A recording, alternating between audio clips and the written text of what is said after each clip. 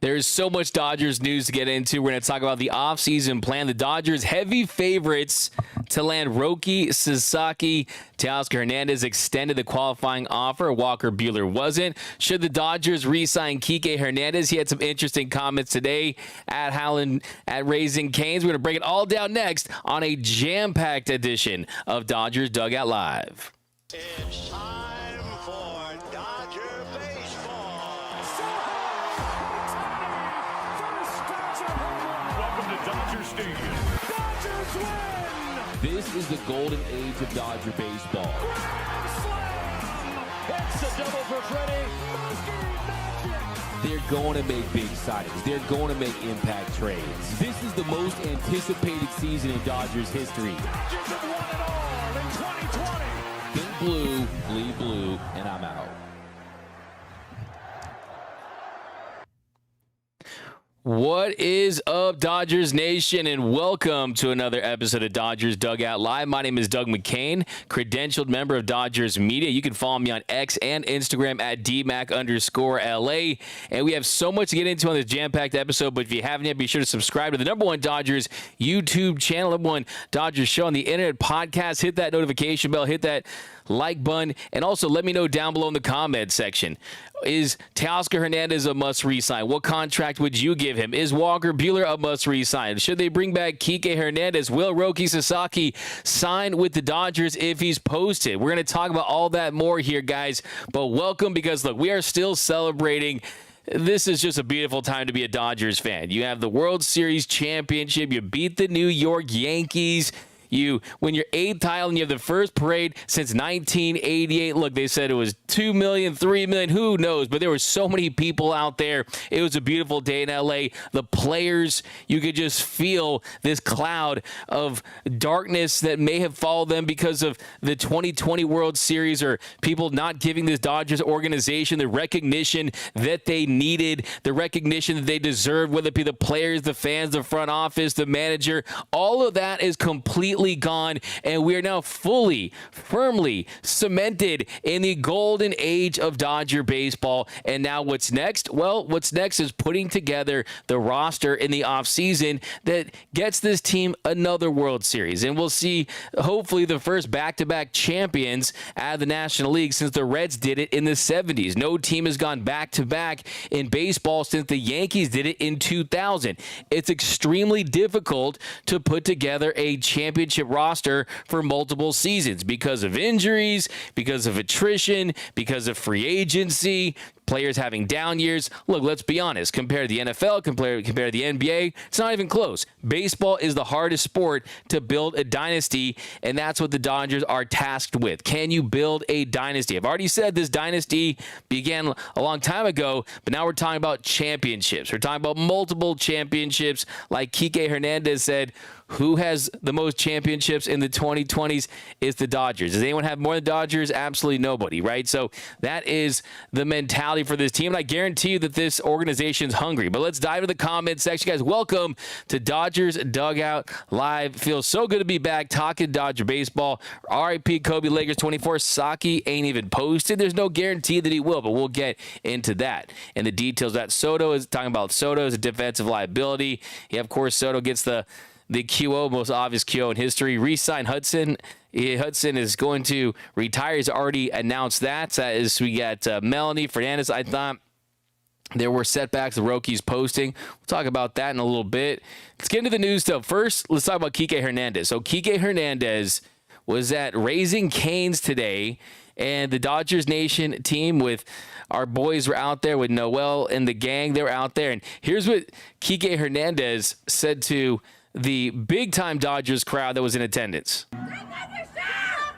I really, really hope that I'm back next year so we can run it back. So make sure you guys talk to Friedman and those guys and let them know. So there you go. By the way, I missed out on seeing Kik and Alhambra from Master Austin. Cody signed D-Mac for free tickets to the game. What's up, my man? Alex PPG. Revo signed Shrinen. Why won't Buehler come back? We'll talk about Buehler in a second here. But let's talk about Kik first because he was the guy today at Raising Cane's. And look, the truth about Kik Hernandez is in the regular season, this is not an all-star player. That's what his numbers say.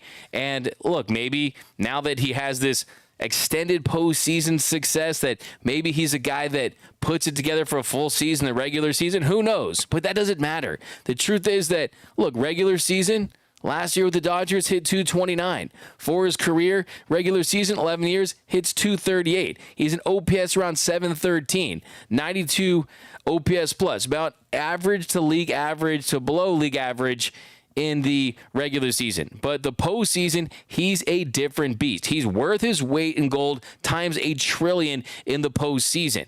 In the postseason, that OPS goes from around 700 to 874. That OPS plus goes to 120. That batting average around 200, 220 goes to 278, and it's the clutch hits in big spots.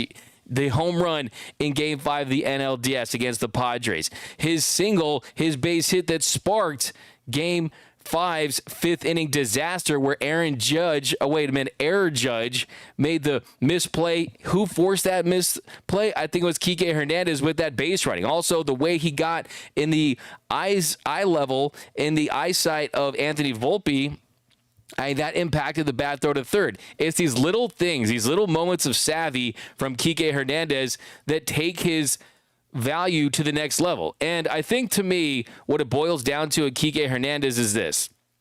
What kind of contract does he want? What kind of contract is he going after? Because Justin Turner, we saw the contract that he signed when he left the Dodgers. And when he was with LA, we know how valuable Justin Turner was, right?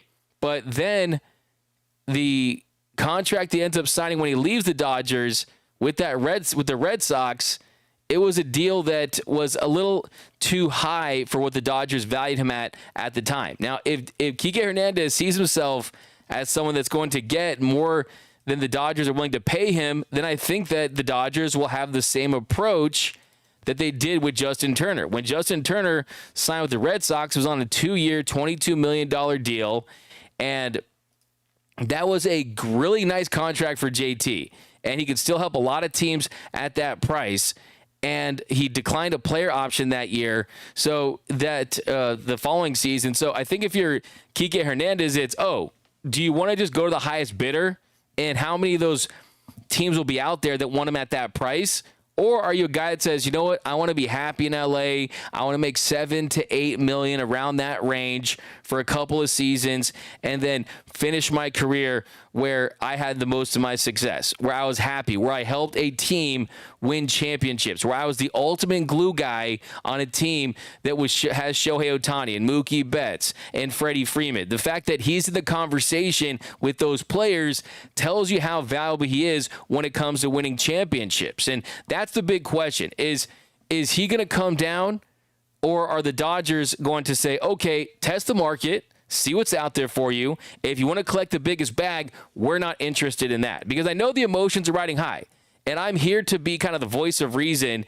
And trust me, the easy thing to do in all this is bring back X player, run it back with this guy, bring back X player. If you did that, you wouldn't have dynasties. If you did that, you wouldn't win championships every single year. You have to have difficult conversations, because the truth of the matter is that players don't have the same exact year every single year. If it were that easy, then you would see more dynasties. But to guarantee that these players are going to have the same clutch hits, are going to put the same numbers, not get injured, is just unrealistic. So, hey, trust me, let's sober up a little bit, okay? The champagne's drying out, okay? Let's have these conversations. Now, do I think Kik Hernandez is a must resign? I absolutely do. But I also think that both sides are going to be realistic with this, because I don't think that Kik is going to have the same offers out there that Justin Turner had, because let's be honest, Justin Turner is worth more in the regular season. And I think Kik also saw with the Red Sox, when he was adamant on getting an opportunity to be an everyday player, that the grass isn't always greener on the other side. He goes to the Red Sox. That first year with Boston in 2021 was a little above average. Then after that, he had a really down year, an extremely down year, and then comes back with the Dodgers, and they fine-tune his swing a little bit. They make some adjustments, and he's back to being the Kike that we knew. And the truth is, 2020 Kike hits big home runs. Game 7 of the NLCS. 2024 Kike, clutch moments. The common denominator with 2020 and 2024, one of those common denominators is Kik Hernandez was on that roster. So you look at the roster as it stands, and we'll talk about Miguel Rojas. They re-sign him, and Andy Pages is certainly a player that the Dodgers want to see on that 26-man roster. They do want to develop this young talent, but it's not a guarantee. They're not saying, oh, he's a lock for this roster. And then Chris Taylor's under contract for next season for one more year. So there is space for Kike on this roster. It's just a matter of how much do they want to invest in these young players. Dalton Rushing is another guy that could get an opportunity in one of these corner outfield spots, as well as a young player that was on the fringes of being called up. And also, too, Andy Pages, they brought him up, then they optioned to AAA in August and brought him back with the September call-ups. You also have James Outman as an option down there. So you do need outfielders. There's no doubt about that. You do need some versatility. There's no doubt about that. But when it comes to Kike, it's tough to imagine them not bringing him back, because I truly believe at this point, he's a player that you're not looking at, oh, he's an all-star. He's a franchise player, but he's one of those, no doubt about it, surefire glue guys. He is the Dodgers' Derek Fisher. That is what Kik Hernandez is someone that when it's winning time, when it's nut crunching time, right? When it's okay, who is not afraid of this moment? There's some players that are afraid to be at the plate. There are some players that don't want the ball in their hands when you have to execute the big pitch. Kik Hernandez is the exact opposite. He wants to be at the plate in the big moments, and that was evidenced again throughout this postseason. So I predict that the Dodgers will get a deal done with Kike. I don't think that there's a lot of teams out there that view him in the same light as the Dodgers do. And let's be honest, too. He went off for the Red Sox during the postseason, even after not having the best of years. Another team could benefit from having him, but I think at this stage of his career, when you consider Kike's age, this is the perfect spot. This is the perfect spot for him to be. I mean, he's 33. He got good years hopefully left in him to be that versatile player. Do the Yankees think he's the missing piece? Do the Guardians think he's the missing piece? Do the Mets think he's the missing piece? To the Padres. I mean, like, that's the point. I mean, I don't think there's teams out there that view Kike like that, and I don't think his market's going to be crazy robust for that kind of coin. I think he's back with the Dodgers. But let me know down below, is Kike Hernandez Mr. Keektober a must re-sign? We got Will Lazard, $10. Will Mookie move back to second base? What happens to Lux if he's set on leaving right field? Moving to left field could be a good compromise. It's less demanding with less running. I like Lux at second base, and this plan might work. Will Lazard, great question. And I was told there is a chance that you try Lux at shortstop again at some point, but the fact is you just had Miguel Rojas opt. The Dodgers picked up his club option. He's back in LA. And last couple seasons with Rojas, he was supposed to have a versatile role. But the truth is, what happens in 2023, what happens in 2024, he's forced into playing more of a full-time role because of injuries. You had Gavin Lux blow out his knee. And then this year, Gavin Lux wasn't able to play shortstop because he just struggled early on. Then Mookie takes over. You see more Miguel Rojas after Mookie gets injured. So he's going to play a factor as far as his depth in the infield. And then you look at where Mookie's at. I think that Mookie realizes that second base is a great spot for him because it's where he started. He wants to be on the dirt. He doesn't want to run back and forth from the dugout to the outfield. But look at the plays he made. I mean, look at the backhand diving catch he made in the World Series that really helped the Dodgers in the same inning where Teoscar Hernandez threw out Giancarlo Stanton at home plate. I mean, look at some of the plays he made during this postseason. His biggest impact is in the outfield. It's where he's a 6-time Gold Glove Award winner. Could he play left? He could, and I agree with you. That is a compromise. But I think the Dodgers feel like the best option is, if you want to maximize Gavin Lux, is probably to keep him at second base. And the other alternative to that is if you put Gavin Lux at shortstop and then you move Tommy Edman to center field full time. Now, that is a possibility, and it could be something that they explore. But I think right now, Mookie is fine wherever he is. I don't think that it's going to be that big of an issue. It's about giving yourself the best team on the diamond to go out there and win games. And now this is a proven formula, too. A lot of you guys really know Juan Soto. Everyone does not like Juan Soto. We won't talk too much about Juan Soto tonight. Soto is bad karma. We got signed Max Fried. I heard Soto is 30 years old. That's interesting. I mean, he's 26. Is he 26 going on 52? We'll see. Blake Snell. Did you spell that right? We'll talk about Blake Snell. Soto can go back to isn't this fun? I live for off-season talk. I live for it. It's Christmas to me. It's as juicy as the regular season. I hate my wife 2025. Run it back. That's from Nando. DM24 agreed. Don't need Fried either. Key bets at shortstop. Absolutely not. That was not a good experiment there. Kike should be back, but Miggy Rowe is back. We have Edman. Got to be reasonable. That's from Philip Fountain. Edman, everyday shortstop. David N. That's definitely going to be a part of the conversation for sure. Anthony Delgado, Key Buehler, and Trine, and Kike, and Teoscar for sure. And the no-brainers are Mookie and Freeman. Edman we got Soto in play. We'll see. We'll see about that. He's going to be in play for the rumors, that's for sure. Follow the White Rabbit. Kike didn't do nothing all year and just had one good series in the World Series, but yet he's getting 95% of the admiration and attention after winning the World Series. This is diabolical. Wow, some anti-Kike.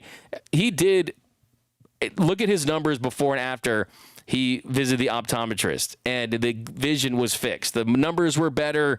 He also was valuable and stepping up for Max Muncy at third base when Max Muncy was injured. So I disagree with you. He did provide value in the regular season. Did not hit like an all-star for the whole duration, but the numbers were better, got big base hits, and the Dodgers don't win the World Series without Kike. I'm just here to tell you that. They don't. And we're talking about major changes if it weren't for Kik Hernandez. And that alone, even if he didn't play a single game in the regular season, that alone is worth all the praise that he's getting. Let's just be completely honest with it. I mean, did the Dodgers win Game 5 of the NLDS unless Kike homers off Yu Darvish? And it's that tight?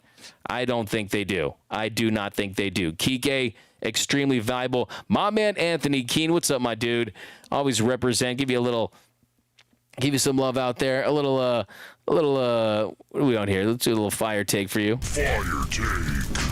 But okay, let's switch gears and let's talk about Roki Sasaki. So Roki Sasaki, we're going to spend a lot of time discussing him this offseason.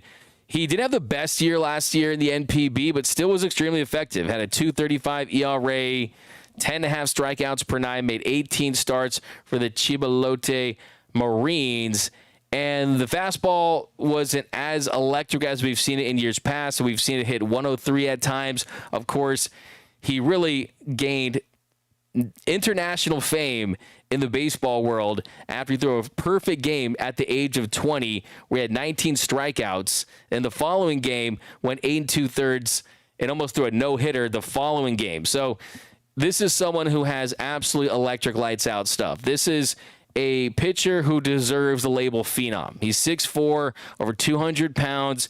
He's built to be an ace-level starter. That's what he is. And the issue is, if you know about the posting system, in the posting system, if you're a pitcher, if you're a player, if you're in the NPB, doesn't matter what position you play, whatever, you have to play at least 6 professional seasons or be at least 25 years old to be eligible for free agency without any type of monetary restriction. So, for example, Yoshinobu Yamamoto signed for 12 years, $325 million. It was the most lucrative contract ever given out to a starting pitcher in the history of Major League Baseball. And that's because he had met that. He didn't have to worry about being posted.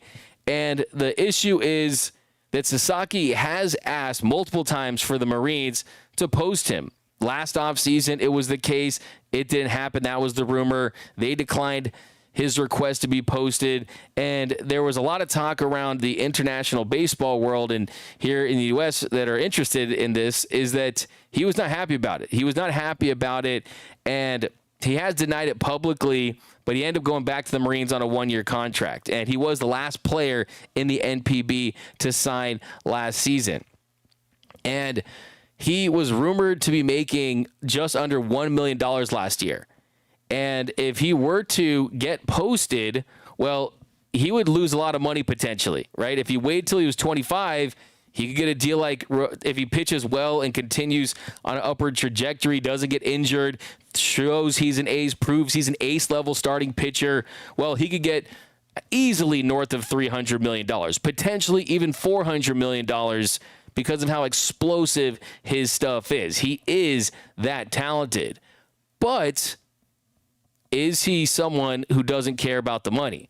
Well, a lot of the talk is that could be the case, that he's more the Shohei Ohtani than another pitcher or player out there that's saying, oh, I want to wait to maximize my money, right? And the truth is that it's not easy to get your team to post you. But with Roki Sasaki, if he does get posted, you're looking at international bonus pool money, and it's not under $5 million.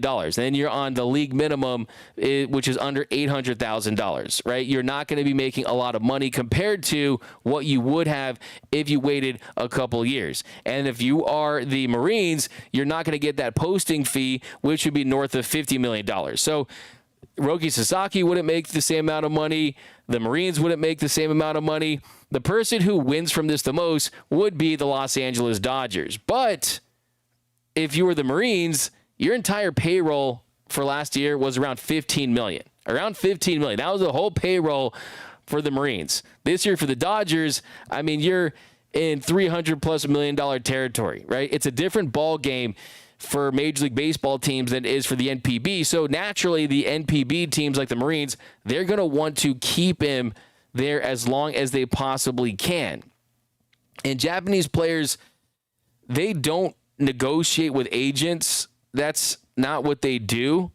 It's not something that happens naturally, but in the summertime, there was a rumor that Joel Wolf from Wasserman, who is Yoshinobu Yamamoto's agent and also Yu Darvish's, was helping Sasaki through this entire process and is going to facilitate and handle his move to Major League Baseball. So the fact that Joel Wolf is behind this leads me to believe that he has been brought in for the single purpose of getting Roki Sasaki to the show, getting Roki Sasaki to be a pitcher that can shine on the biggest stage. Because I think what Roki Sasaki realizes is that, yes, he's not going to be making $1 trillion, right? But will his value be the same at 25 as it is at 23? Because who knows, the way he throws the baseball, the velocity, if there's a pitcher that is possibly heading for an injury with the way the pitcher's injuries have looked, he definitely would be a candidate, right? Not throwing it out there and just being realistic. So if I'm Roki Sasaki, I want to get into the best organization possible as soon as I possibly can, because the sooner I do that, the better I can get trained up. I can get big league coaching. If I have to have surgery, it's been to be by the best in the world. And then when I do hit free agency at some point, I'll be in the best position to make some money. So we also have an update too. Francis Romero, the international baseball insider, he has reported that the Marines have been unsuccessful in their attempt to work out a new deal with Sasaki, which would lead him to being posted for the MLB free agency this offseason.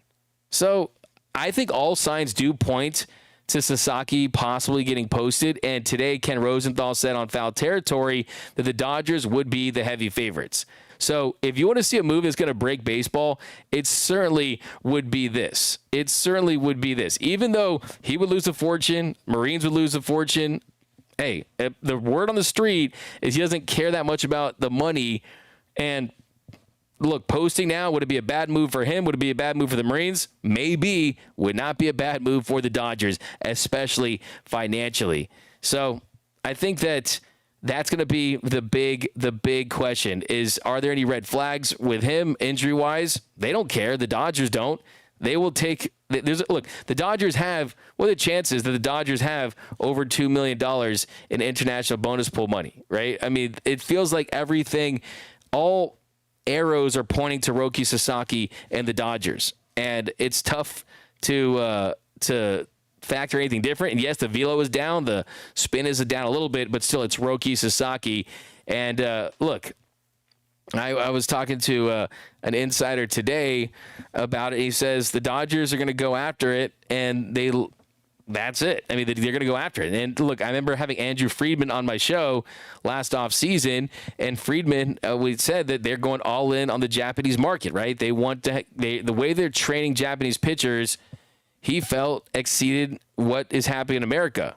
So, can you imagine if they get Roki Sasaki? Can you imagine that rotation? Shohei Ohtani's back, Yamamoto, Roki Sasaki, Tyler Glasnow, Clayton Kershaw. I mean, this could be the best rotation in the history if everyone stays healthy. Japan, Team Japan. We need starting pitching. River Ryan out until 2026. You also have Gavin Stone, who will miss next season. He's definitely throwing. I like that. This is from Stovian over on YouTube. He's definitely throwing less hard to preserve his arm. He's got to be making some business decisions, but I think that I've talked to some pitchers where you kind of want to. You don't want to go max velo, but if you do try to change your mechanics a lot, it can definitely impact some things in a negative way. SKHP family. Roki is mature for his age. He lost his dads and grandparents in the tsunami in 2011. Yeah, he's got a really interesting story. I'm going to do a whole video of it this offseason. Trade CT3 to Goodwill from David Raw. Oh, man. You guys are bringing it. You guys are bringing your offseason burns. I see it. But what are your thoughts on Roki Sasaki? Let's talk this. We got Jose Mata. Judge had that Paw Patrol effect in the World Series. Yeah. You guys see that he's going to be – he's definitely throwing less hard. Yeah, you guys still talking about error Judge. The infamous El Guapo, Keektober, Tommy Tortas, Teo, and Butane need to be re-signed. Lux, CT3, and Max can be traded. Hopefully they will keep all of them for at least one more season. Kershaw needs to go. Such a non-factor. Albert A. I disagree. I think you need to give him the farewell tour that he deserves. I really do think that without Kersh, I really think there's a world where you don't have Shohei. I really don't, because Shohei came here knowing that's a perennial postseason contender, and Kersh was one of the big reasons why they had so much stability in this organization for so many years. Martin Troop, everybody wants to come on our way now. We're looking like we roll off 2 or 3 more championships in the next 3 to 5. Come on, Juan Soto. So someone that does want Juan Soto. Angie still riding on cloud 9 from the World Series win. Yes, let's go Shohei to call him. Yeah, you know Shohei put out the bat signal, right? You know Shohei and Yoshinobu Yamamoto, if there's any influence there, if they want him to be on, I mean, this last offseason, we were having the conversation, could we see multiple Japanese players on the same team? Because the old adage was that Japanese players did not like to outshine their other Japanese teammates on the same team, so they intentionally signed with other teams. Clearly, that's not the case. And the truth is, there's so much talent over there that you're going to have talent on multiple teams, especially on the West Coast and the East Coast, because that's mainly where Japanese players like to sign, mainly the West Coast, whether it's the Dodgers, the Padres, or the Mariners, right? Giants even, right? Not the Athletics, by the way. They're just the Athletics. But, yeah, that's the truth. So now could we have 3, though? Could we have 3 that could be the front of a rotation? Here we go. We got Noda Hassan Kim. Dustin May is nasty, too. D-Mac, don't forget. They mean go on and on. I mean, there's tons of Dustin May. I mean, we'll see what kind of role he has next season and how big of a factor he's going to be. So that's going to be the biggest question for that. Now, next big topic, Teoscar Hernandez. So Teoscar Hernandez was extended the qualifying offer, and this whole time he was a 100% slam dunk lock to get the qualifying offer. There was no doubt about it. This year he hit 272, had a 339 on base, 501 slug, hit 33 home runs, 99 RBIs, 134 weighted runs created plus. He had a great regular season, and he also silenced his critics who said that he wasn't worth a big contract last offseason after a down year in Seattle. Well, not only did he have a great regular season where he won the home run derby, first time in Dodgers history, made the All-Star team, was Teoscar Hernandez. On top of that, he had his moments in the postseason. Game 5 of the NLDS, hit the home run in Game 5 to give the Dodgers a little cushion there that helped lead to that win. But then also the 2-run double that tied things in the nightmare 5th inning for the Yankees, but the dream inning for the Dodgers in Game 5. So he bookended that postseason run with massive, massive moments. So Teoscar Hernandez was an invaluable player for the Dodgers. And then 2, how about the defense? To throw out Giancarlo Stanton, who it takes 5 business days for him to get to second base to home, right?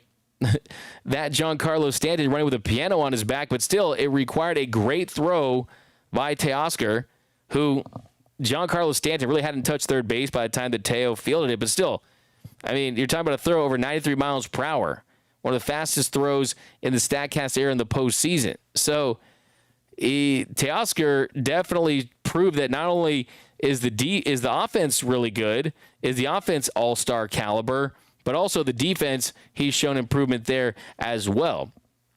And with Teoscar Hernandez, it comes down to what kind of offer do they want to make him and how do they view him? Because I think that it's one thing to put up really solid numbers in the regular season, but also it's what did he do and how did he fit into this offense particularly? Because you have the MV3.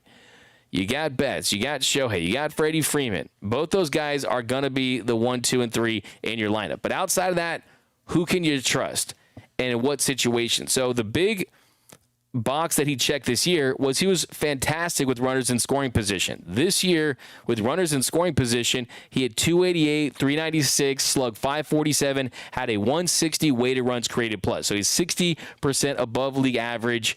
Great in that situation. Then he plays well in the postseason and is invaluable from that standpoint. He could win a Silver Slugger. If he does that, by the way, he'll get another $1 million. And could also win some more money depending on where he finishes in the MVP voting. But the big difference between Teoscar and someone like maybe a JD Martinez last year is it might not be 100% all about the money. Now, he already had $8 million of deferred money in his 1-year, $23+ million deal that he signed with the Dodgers this year. But he has been so incredibly open about wanting to re-sign with this team. He said, the Dodgers are the priority. Obviously, I'm going to do everything in my power to come back. I mean, when have you ever seen a player that has set himself up for a big payday make statements like that? I mean, this guy wants to do anything he can to be on the Dodgers. I mean, now the question is, how big of a discount does he want to take, and what is the price to re-sign Teoscar Hernandez? Because the biggest factor there, and typically you don't want to always sign players at their peak, and he's 32 years old. He's 32. That is not an age that the Dodgers typically love giving big extensions or big contracts to, unless you're future Hall of Famers and are elite players like Freddie Freeman, who they gave a 6-year, $162 million deal when the Braves didn't re-sign him, which was an absolute big mistake in our big game. But I do think that there could be a world where you could get Teo back on a 3-year, $72 million deal. But I also think that even then, you might be looking at a 4-year, $95 million deal, or something that includes some incentives, throw out the player option, club option. But I think it's going to require a pretty sizable payday, which would lock up your 1 through 4 in your lineup. Shohei's locked up, Mookie's locked up, Freddie's locked up for another 3 seasons, and then Teo would be locked up. So you would have all those players throughout their current primes and the twilight of their primes. So the big question is, do you think you need to add talent elsewhere to maximize this lineup? Now, I certainly think that when you look at the need that they have in the outfield spots, there's not a lot of major talent right now that is proven, especially when you consider how win now this team is. I mean, you could roll off a couple championships right now. Do you really want to wait on Dalton Rushing and hope that he has success at the big league level and plays in left, because you have Will Smith behind the dish, who just signed a 10-year, $140 million extension before this season? Or do you want to wait for 3 years for Zaire Hope, who definitely has a lot of promise? But hey, prospects, they're lottery tickets. Parades over prospects. That's the saying around here, around these parts. So I do think that, yeah, if you could have Juan Soto over Teoscar Hernandez, truth of the matter is Juan Soto is a better player overall, and Juan Soto is a Hall of Fame talent. Teoscar Hernandez is not a Hall of Fame player, but you're also talking about a major fraction of the price.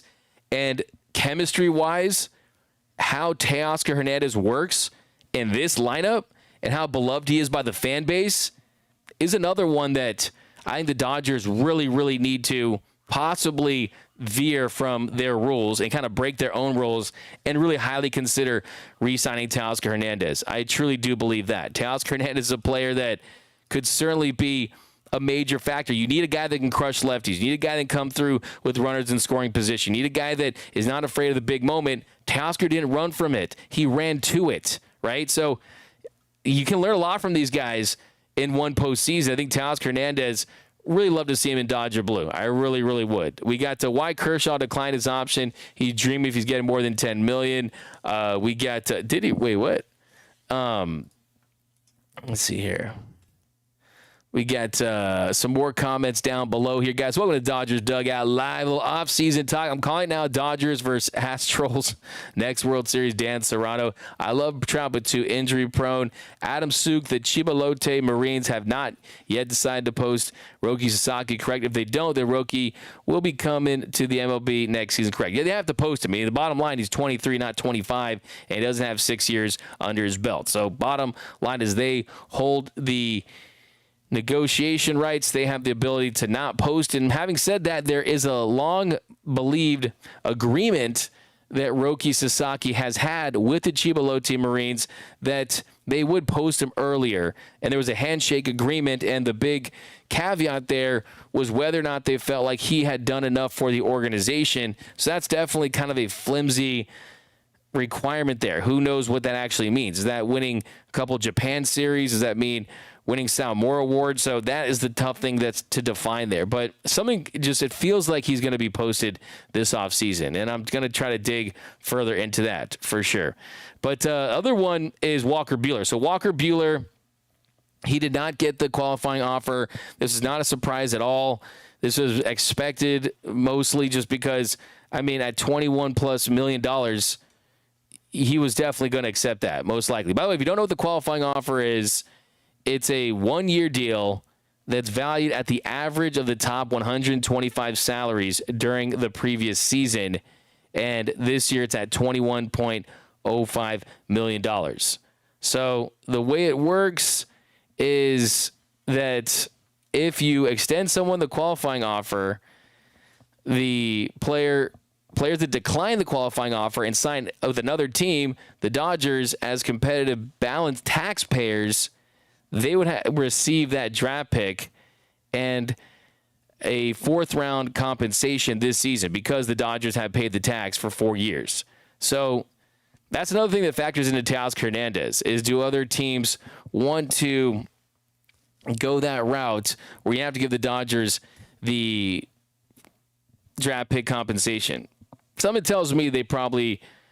if you really want Teoscar Hernandez, it shouldn't be a major factor, but it's definitely a factor. Let's just put it that way. And the fact is, the Dodgers don't stand to gain a high pick from that just because of how many times they paid the tax consecutively. But that definitely is a factor in a lot of these negotiations with players. Now, I think with Walker Buehler, I think the best case scenario is you get a multi-year deal done that has incentives and opt-outs. I mean, I think for me, Walker Buehler's 2 years, about $35-36 million. I think that'd be a good deal on both ends. And the truth is, if Walker Buehler made 25 to 30 starts next season, he would provide $21 million worth of value had he been extended that qualifying offer. So I hope that he's back. I really do. And I think it's easy to look at a rotation and say it's going to have Shohei and Yamamoto and Glasnow and Sasaki, and it looks good on paper in March. But we know that you can't win a paper championship, and we know that injuries are inevitable. And Walker Buehler, having already had that second Tommy John surgery, I think he's got a repaired arm. And the spin's been better. The velocity's been better. There's more life on that fastball. The confidence is back. He loves being a Dodger. He's got the beer pong out. He's wearing that beer pong like a scarf. I think all these, he's one of those, look, none of these guys are, okay, break out the blank check for. That's just not how it works. But I definitely think that Walker Buehler is someone that can provide value to this team. That's how I look at it. Can you provide value? Can you meet your contract? And I think that Walker makes sense because he falls under what the Dodgers like to do typically when it comes down to being the guy that you don't have to sign for multiple years. I think that this could work in the Dodgers' favor, and they realize that they have a guy who, if he hadn't gotten injured, would be a pitcher that would be looking for a 5 to 6 year deal worth $150 to $200+ million, right? That's who Walker Buehler is when he's at his best. But because of the injuries, because of the fact he had a down year, and you only have 13 scoreless in the postseason after that Game 3 debacle in the second inning, that's not enough for teams to say, oh, we're going to throw crazy money at you. So I think for him, it's the fact that you got to consider his age if you're him. And for me, as long as you have an opt-out after the first year, that's the biggest thing. For Walker Buehler, just get the opt-out. Look, he's 30, and he'll turn 31.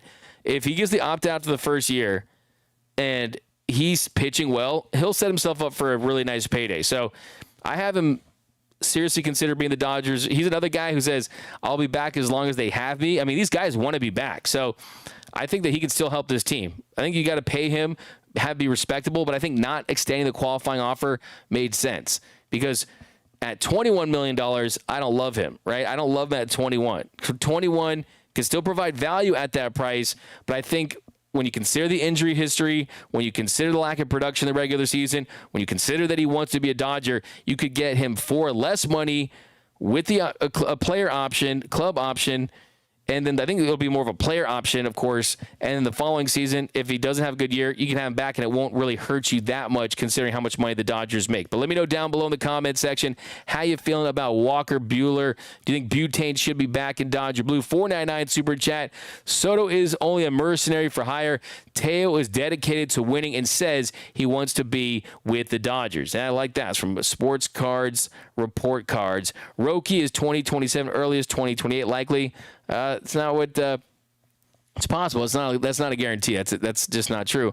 Max Fried, you are a Dodger. John Song, Ohtani plays in World Series was horrible. Need more postseason experience. He wasn't horrible. I think he still did some things that helped us. Honestly, he was injured. Let's be honest. That shoulder injury really compromised him towards the end of that series. He was not himself. So I'm going to give him a little bit of a mulligan on that one. It was Sasaki's birthday yesterday from G-Rob. Tina Guzman, you don't win the World Series without Buehler? Yeah, absolutely. And he's another guy that's a made man in the postseason. Now you guys are saying Soto is 32. Okay, give me your guess to how old Soto is. I kind of feel Teoscar is looking for years. No, I mean years for him. 4 years, or you could. If you really want to get crazy, you could extend the contract length to try to get the AAV down. If you really felt like you wanted to get that AAV down on an annual basis, certainly that's what they did with Will Smith. But the difference is Teo is north of 30, so I think it would be a situation where, front loading might be kind of what they would rather prefer in that situation. But it's going to come down to how robust his market is, and we're going to find out how many teams view him. Do the Yankees or the Mets, do the teams that don't get Juan Soto see him as a backup option as well? That's possible. Anthony Keane Butane is a must-add. I think the part that doesn't get mentioned enough about Walker is that he's homegrown talent. I'm always for trying to keep the homegrown people. Anthony Keane, hey, built, not bought, right? And even the guys that you did buy, you got because of the farm system you had. Isn't it hilarious? Can you imagine Can you imagine me a Red Sox fan? I watched that documentary on Netflix. It was great about the comeback. I definitely recommend it if you guys are going through baseball withdrawals. Our guy Dave Roberts is in it. I love that team sipping Jack Daniels, cowboy up. But one thing that just hit me, just thinking like these dudes gave up Mookie Betts, a first ballot Hall of Fame talent in his prime, because they didn't want to pay him. They didn't want to pay him, and you got in return Alex Verdugo. Alex Verdugo is literally statistically almost a replacement level player. He had sub-1 WAR. Alex Verdugo is not an impact player in the least. He's not even close to being an all-star player. I mean, and then you DFA the other guys. I mean, they got nothing in exchange. And then Mookie Betts is out here winning World Series titles. He's got more World Series with the Dodgers than he has with the Red Sox. I mean, that would absolutely kill me.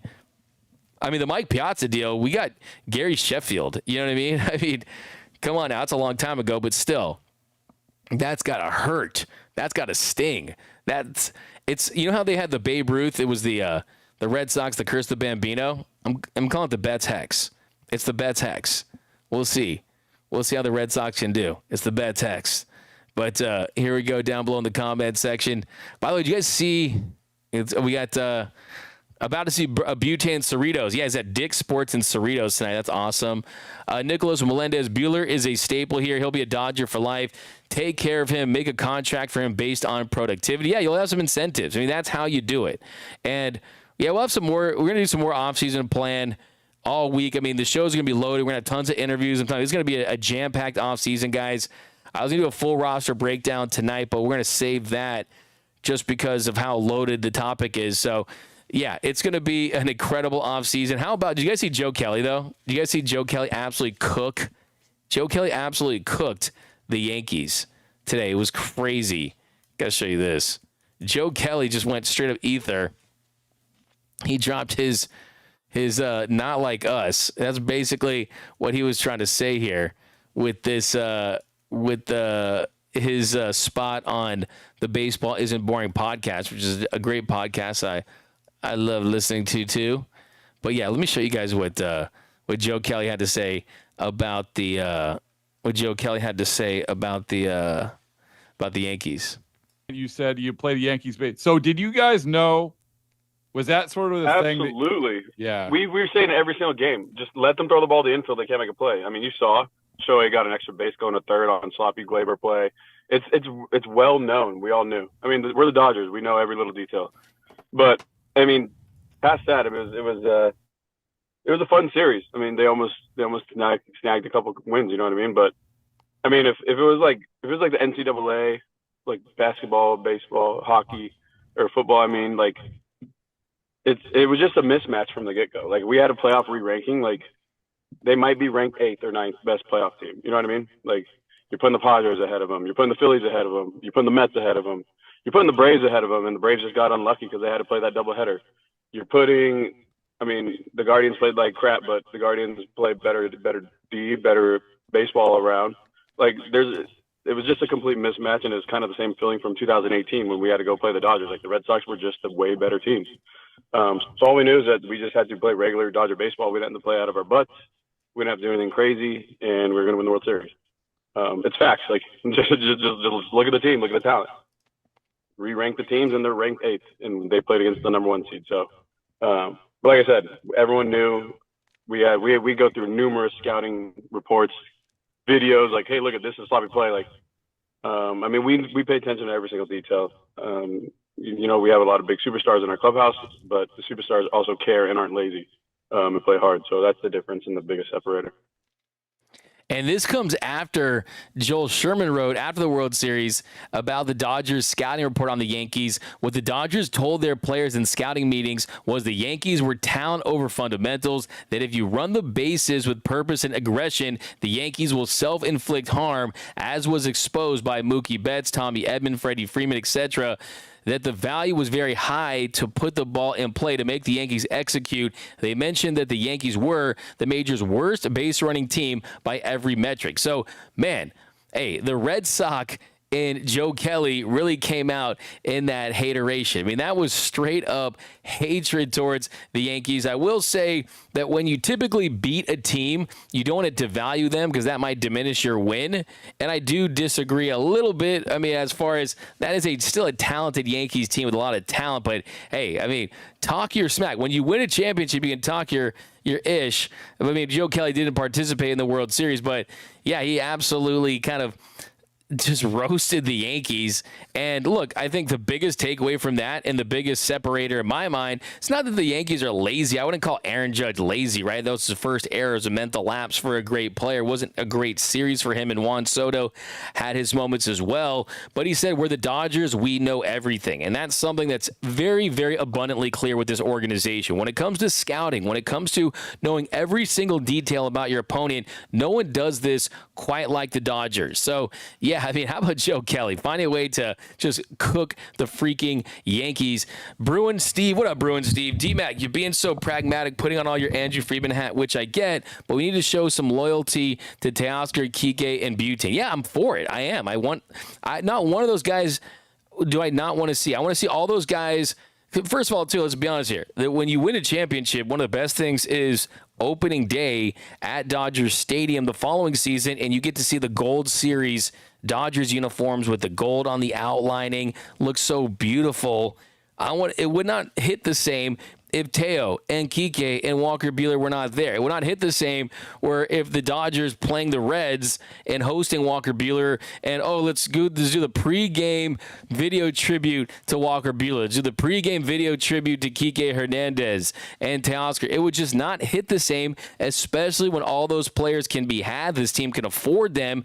But you do want to not just give a blank check to everyone. And those players have to decide how badly they want to be Dodgers. And they're saying it now, but if other teams, if the Reds come calling for Walker Buehler, if other teams come calling for those other guys, we'll see how big the offers are for other teams. I think Teoscar's going to have some good offers. I think Butane's offers could be surprisingly good.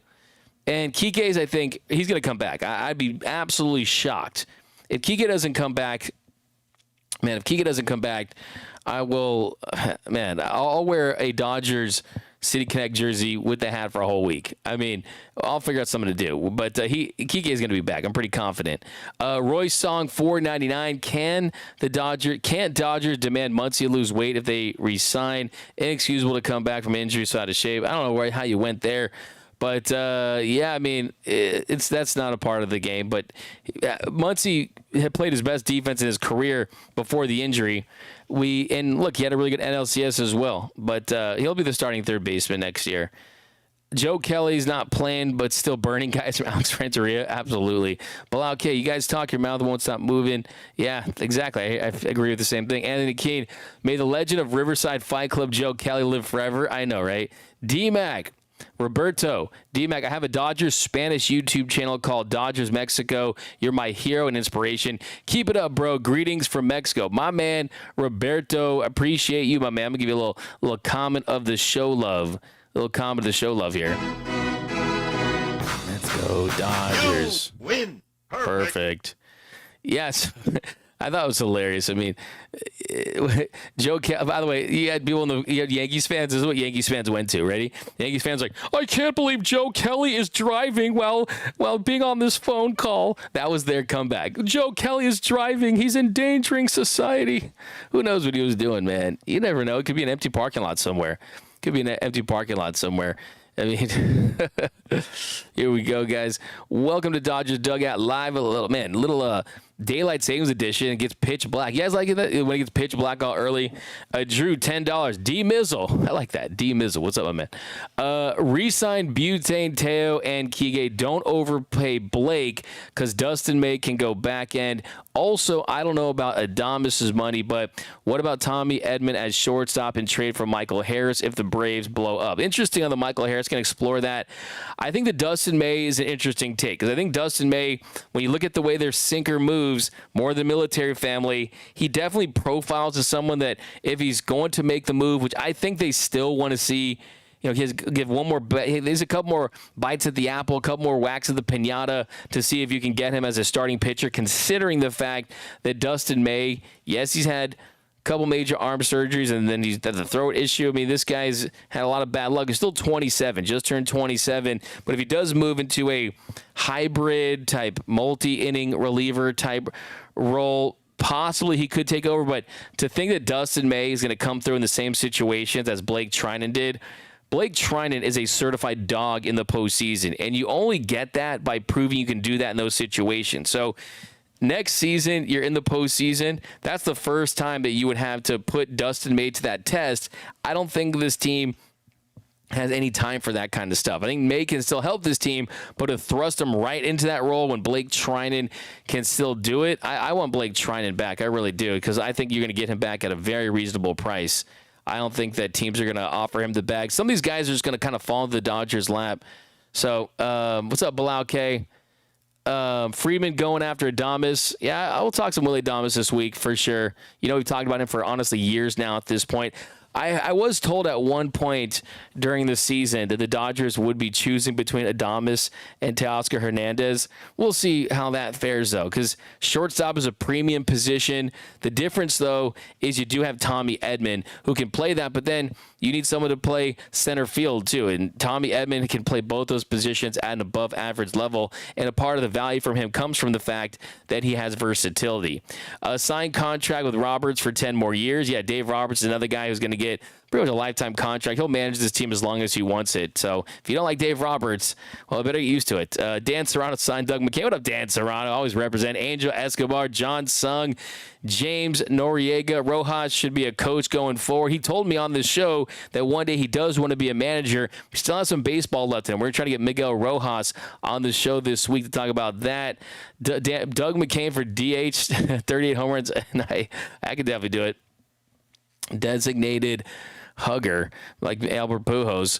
But yep, guys, we'll be back tomorrow, and we're going to have a lot of fun this offseason. So stay locked. It's going to be bigger than ever.